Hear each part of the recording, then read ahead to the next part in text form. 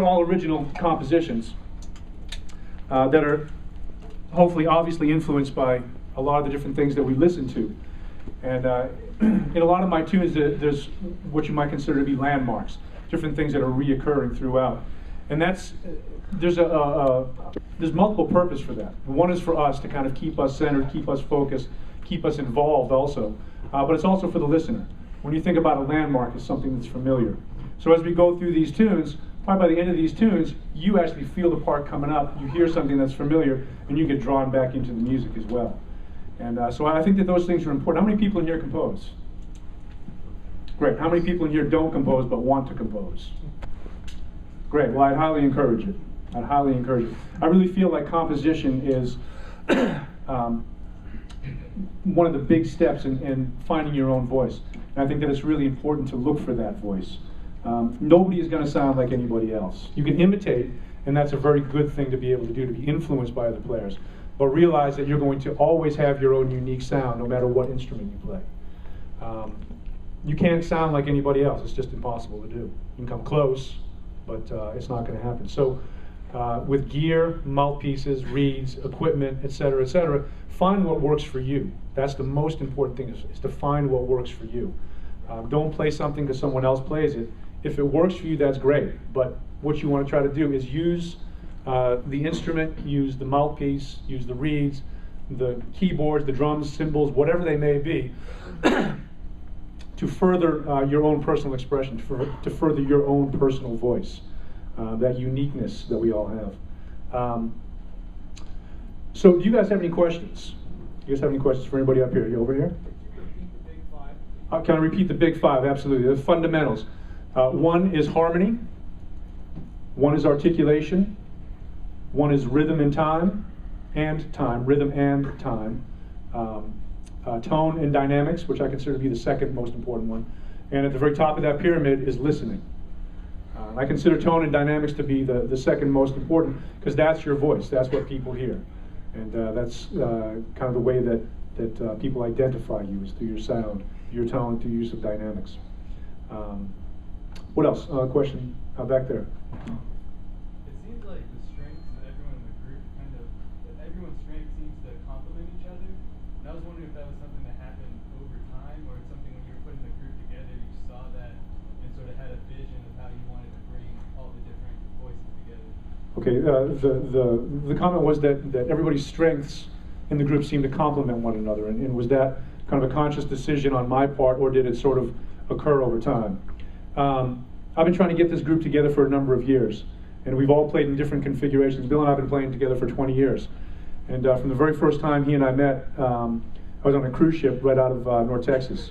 And I was on there for about 2.5 months, and we met. And from the very first time we played together, we phrased together, you know, in a way that was really unique for me. I had never really found anybody that I had locked in like that on. And so he moved to Nashville for a few years, and we had a group that we started, and we started a jam session there, so we would have a place to play. And we started playing together again about 2 years ago. He went up to NEC and got his master's up there, and he lives in the Boston area now. So there's a longevity there, but it happens. When that chemistry is right, it just feels right. And I knew that if I got this group together, that something would happen, something I felt special would happen. And I haven't been disappointed by that at all. Even in the recording process, it was the first record that I've done that's a collaborative with everybody. I brought Felix down to finish up some writing. He and I write really well together. Excuse me.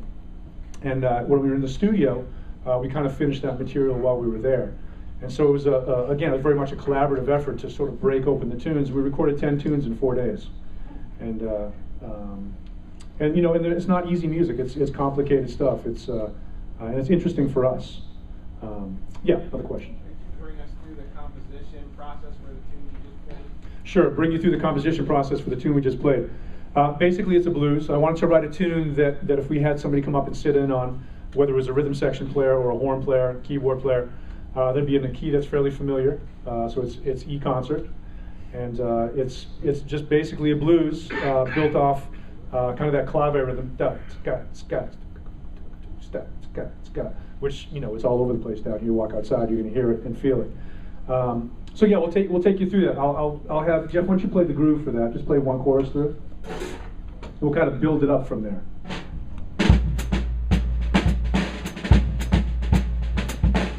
Listen to what's going on in the bass drum.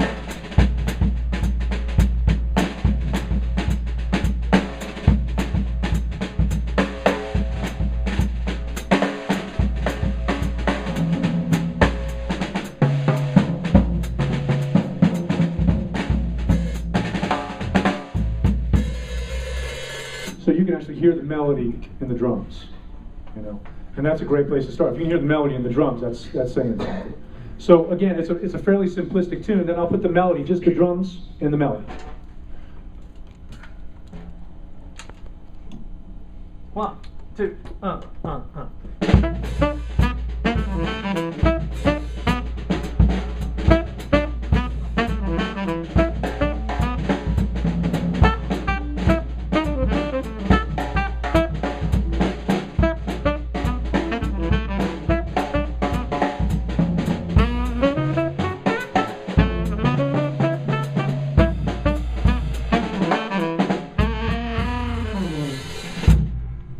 So again, a very simple melody also, something that's tying in rhythmically, something that feels good.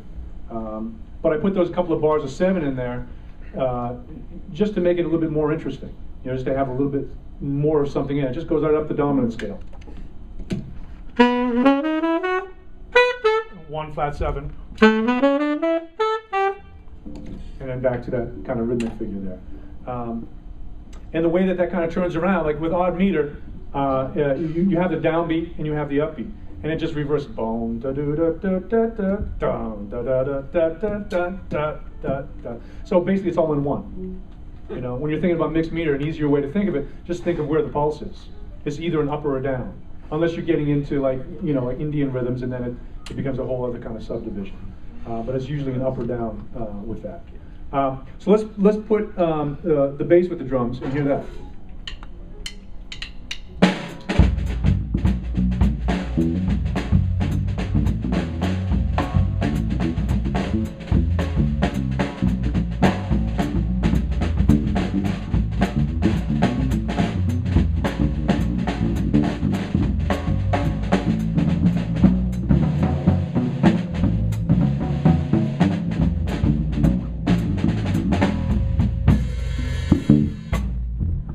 So he's following along what's going on with the drums also. If you want to change the sound of the band, you got to change the drums.